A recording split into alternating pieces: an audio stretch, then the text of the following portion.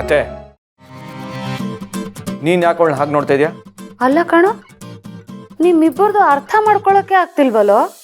ನಾವಿಲ್ದೇ ಇದ್ದಾಗ ಅವಳು ಬಂದು ಇಲ್ಲಿರ್ತಾಳೆ. ಈಗ ನಾವು ಬಂದ್ವಿ ಅಂತ ನೀನ್ ಅವಳನ್ನ ಹೋಗು ಅಂತ ಕಳಿಸ್ಕೊಡ್ತಾ ಇದ್ಯಾ.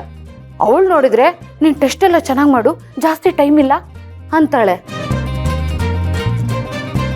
ಅಲ್ಲ, ಇದೆಲ್ಲ ಏನು? ಆ ಹುಡುಗಿ ಒಳ್ಳೆಯವಳ ಕೆಟ್ಟವಳ? ಒಳ್ಳೆಯವಳ ತರ ಮುಖವಾಡ ಹಾಕೊಂಡಿರೋ ಕೆಟ್ಟವಳು ಅಂತ ಅನ್ಕೋ. ಓ, ಈಗ ಒಳಗೆ ಹೋಗಿ ತಿಂಡಿ ಮಾಡು. ಆಯ್ತಪ್ಪ.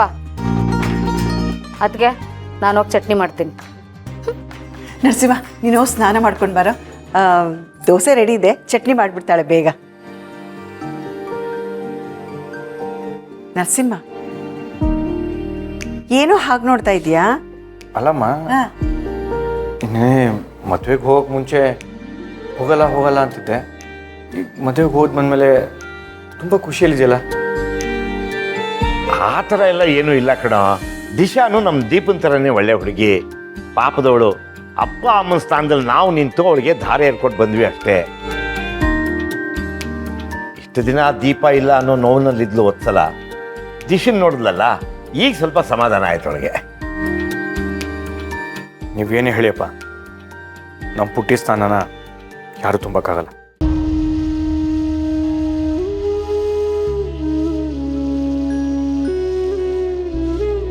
ಒತ್ಸಲ, ನಮ್ಮಿಬ್ಬರಿಗೂ ಗೊತ್ತಿರೋ ಸತ್ಯನ ನಾವು ಯಾರಿಗೂ ಹೇಳೋದು ಬೇಡ.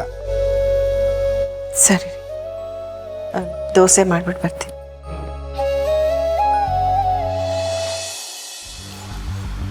ಅಂತೂ ನನ್ನ ಪರಿಸ್ಥಿತಿ ನೋಡಾದರೂ ಚಿರು ದಿಶನ್ನ ರೂಮ್ ಒಳಗೆ ಸೇರಿಸ್ಕೊಂಡಲ್ಲ. ಇನ್ನು ಮುಂದೆನೋ ಈ ಥರನೇ ಏನಾದರೂ ಮಾಡಿ ಚಿರುನ ದಿಶನ್ನ ಒಂದು ಮಾಡಬೇಕು. ನಮ್ಮನ್ ಒಂದ್ ಮಾಡೋ ಅರ್ಜೆನ್ಸಿಯಲ್ಲಿ ನೀವು ಮಳೆಯಲ್ಲಿ ಅನ್ನೋದು ಫೂಲಿಶ್ನೆಸ್ ಅಲ್ವಾ ಸೌಂದರ್ಯ? ವಾಟ್? ಏನು ಹೇಳ್ತಿದ್ಯಾ? ಎಸ್, ಚಿರಾಗ್ ಅವ್ರು ನನ್ನ ರೂಮಿಗೆ ಬರಬಾರ್ದು ಅಂತ ಹೇಳೋದಕ್ಕೆ ನೀವು ಇಡೀ ರಾತ್ರಿ ಮನೆ ಆಚೆ ಮಳೆಯಲ್ಲಿ ನಿಂತಿದ್ರಿ. ಅದನ್ನ ಫೂಲಿಶ್ನೆಸ್ ಅಂದೆ ಇನ್ನೇನಂತೀವಿ? ಚಿರಾಗ್ ಅವರು ನನ್ನ ಜೊತೆ ಚೆನ್ನಾಗಿ ಬಾಳ್ಬೇಕು ಅಂದರೆ ಮನ್ಸಾರೆ ನನ್ನನ್ನು ಒಪ್ಕೋಬೇಕು, ನನ್ನನ್ನು ಮೆಚ್ಚಬೇಕು, ನನ್ನನ್ನು ಹೆಂಡತಿಯಾಗಿ ಒಪ್ಕೋಬೇಕು. ಆಗಲಿ ನಾವಿಬ್ರು ಚೆನ್ನಾಗಿರಕ್ಕೆ ಸಾಧ್ಯ. ಅದರ್ವೈಸ್ ನೀವು ಅವ್ರನ್ನ ಈ ಥರ ಕಟ್ ಹಾಕೋದ್ರಿಂದ, ಇಮೋಷ್ನಲ್ ಬ್ಲ್ಯಾಕ್ ಮೇಲ್ ಮಾಡೋದ್ರಿಂದ ಸದ್ಯಕ್ಕೆ ನೀವು ಅನ್ಕೊಂಡಿದ್ದು ಮಾಡ್ಬೋದಷ್ಟೆ. ಬಟ್ ಲಾಂಗ್ ಜರ್ನಿಯಲ್ಲಿ ಇದೆಲ್ಲ ವರ್ಕೌಟ್ ಆಗಲ್ಲ ಸೌಂದರ್ಯ. ನೆನ್ನೆ ಅವರು ನನ್ನ ರೂಮಲ್ಲಿ ಇರಬೇಡ ಅಂದ್ರು, ನಾಳೆ ಇನ್ನೇನೋ ಅಂತಾರೆ. ಆಗ್ಲೂ ಹೋಗಿ ಹಿಂಗೆ ಮಳೆ ನಿಂತೀರ. ನಮ್ಮ ಮಧ್ಯೆ ದಿನಕ್ಕೆ ಒಂದು ಸಮಸ್ಯೆ ಬರ್ಬೋದು. ದಿನ ಹೋಗಿ ಆಚೆ ನಿಂತ್ಕೋತೀರಾ?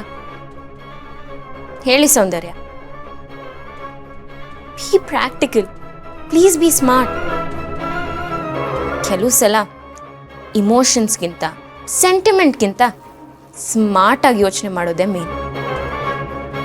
ಹಾಗಿದ್ರೆ ನಿನ್ನೆ ಅವ್ನು ನಿನ್ನ ರೂಮಿಂದ ಆಚೆ ಕಳಿಸ್ದಾಗ ನಾನು ಏನು ಮಾಡಬೇಕು? ಅದನ್ನ ನಾನು ಯಾಕೆ ಯೋಚನೆ ಮಾಡಬೇಕು? ಅದೆಲ್ಲ ನಿಮ್ಮ ಕೆಲಸ. ನೀವೇ ನಮ್ಮಿಬ್ರಿಗೆ ಮದುವೆ ಮಾಡಿಸಿದ್ದು. ಸೊ ನಾಳೆ ನಮ್ಮಿಬ್ರು ಮಧ್ಯೆ ಏನೇ ಸಮಸ್ಯೆ ಬಂದರೂ ಅದರ ಪರಿಣಾಮ ನಿಮ್ಮ ಮೇಲೆ ಬೀಳ್ಬೇಕು, ರೈಟ್?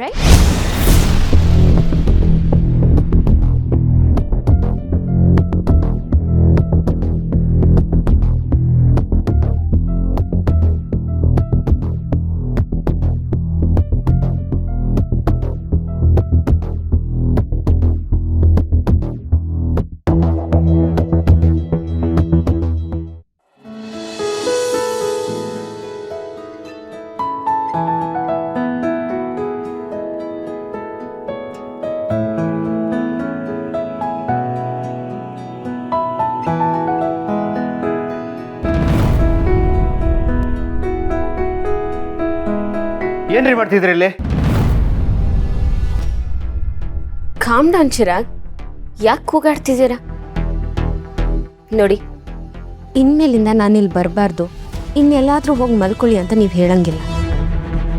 ನಾನು ಹೇಳಿದ್ದು ಕಬೋರ್ಡ್ ಯಾಕೆ ಓಪನ್ ಮಾಡಿದ್ದೀರಾ ಅಂತ. ನನ್ನ ಥಿಂಗ್ಸ್ ಇಡೋಕ್ಕೆ. ಇದು ದೀಪ ಅವ್ರ ಬಟ್ಟೆಗಳಿಡೋ ಜಾಗ. ಇಲ್ಲಿ ನಿಮ್ಮ ಬಟ್ಟೆಗಳೆಲ್ಲ ಇಡೋ ಹಾಗಿಲ್ಲ. ಇದು ಯಾವತ್ತಿದ್ರೂ ಅವ್ರ ಸ್ಪೇಸ್. ನೀವು ಬೇರೆ ಎಲ್ಲಾದರೂ ಇಟ್ಕೊಳ್ಳಿ.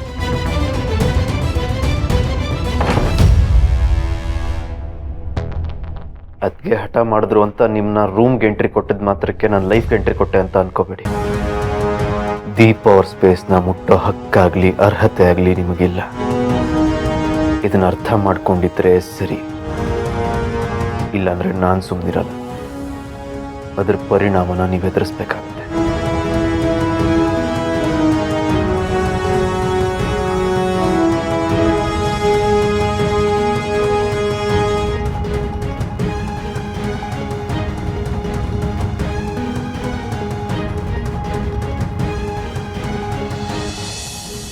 ಏನು ಹಜ್ಬೆಂಡು ಹಿಂಗೆ ಟಾಂಗ್ ಕೊಟ್ಬಿಟ್ರಿ? ಇದನ್ನ ನಾನು ಎಕ್ಸ್ಪೆಕ್ಟ್ ಮಾಡಿರಲಿಲ್ಲ. ನಿಮ್ಮ ಅದಕ್ಕೆ ಮಾತು ಕೇಳಿಕೊಂಡು ನೀವು ಸುಮ್ಮನೆ ಇರ್ತೀರಾ ಅಂದ್ಕೊಂಡೆ. ಆದರೆ ದೀಪನ ಮೇಲೆ ಪ್ರೀತಿಯಿಂದ ದಿಶನ್ ಮೇಲೆ ಕೂಗಾಡಿದ್ರಲ್ವ, ಇಷ್ಟ ಆಯ್ತು, ಖುಷಿನೂ ಆಯಿತು.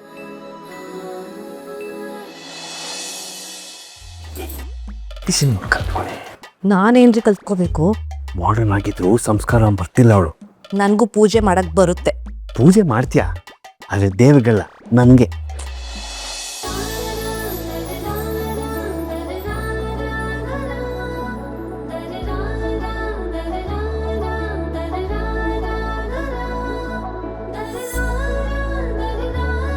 ಫಾರಿನಲ್ಲಿ ಇದ್ರೂ ಈ ನಮ್ಮ ಸಂಪ್ರದಾಯ ಬರ್ತಿಲ್ಲ. ಅದಕ್ಕೆ ನಿನ್ ಕಂಡ್ರೆ ಎಲ್ರಿಗೂ ಇಷ್ಟ. ಹೆಣ್ಣಂದ್ಮೇಲೆ ಇದೆಲ್ಲ ಗೊತ್ತಿರಬೇಕಲ್ಲ. ಸ್ವಲ್ಪ ನಮ್ಮ ಸುಕ್ಕೂ ಹೇಳ್ಕೊಡು. ಅಲ್ಲ ಚಿಕ್ಕ ಮಾವ, ನಾನೇನು ಹೇಳ್ಕೊಡ್ಬೇಕು? ನಾನು ಅವರಿಂದ ಕಲ್ತ್ಕೋಬೇಕು. ದಿಶಾ ಕರೆಕ್ಟಾಗಿ ಹೇಳ್ದೆಮ್ಮ.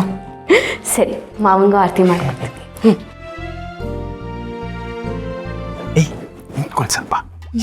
ಜಾಜೆ ಆರ್ತಿ ತಗೊಂಡಾಯ್ತಲ್ವಾ? ಹೋಗಮ್ಮ, ಕೆಲಸ ನೋಡ್ಕೊ. ಸುಕ್ಕು, ಬರೀ ಆರ್ತಿ ತಗೊಳ್ಳೋದಲ್ಲ, ಗಂಡನ ಕಾಲಕ್ಕೆ ಬಿದ್ದು ಆಶೀರ್ವಾದನೂ ತಗೋಬೇಕು. ಆಳು ಬಾವಿಗೆ ಬೇಕಾದ್ರೂ ಬೀಳ್ತೀನಿ, ನಿಮ್ಮ ಕಾಲಿಗೆ ಮಾತ್ರ ನಾನು ಬಿಡಲ್ಲ. ಹೋಗ್ರಿ. ತಪ್ಪಿದ ಹೆಣ್ಣೆ ನೋಡ್ಕೊತೀನಿ ನಾನು.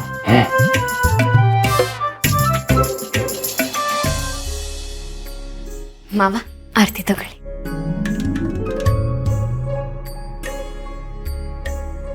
ಮಾವ, ಇವತ್ತು ನಾನು ಈ ಮನೆ ಜವಾಬ್ದಾರಿ ತಗೊಳ್ಳೋ ಜೊತೆ ನಿಮ್ಮ ಬಗ್ಗೆನೂ ಕಾಳಜಿ ವಹಿಸ್ತೀನಿ.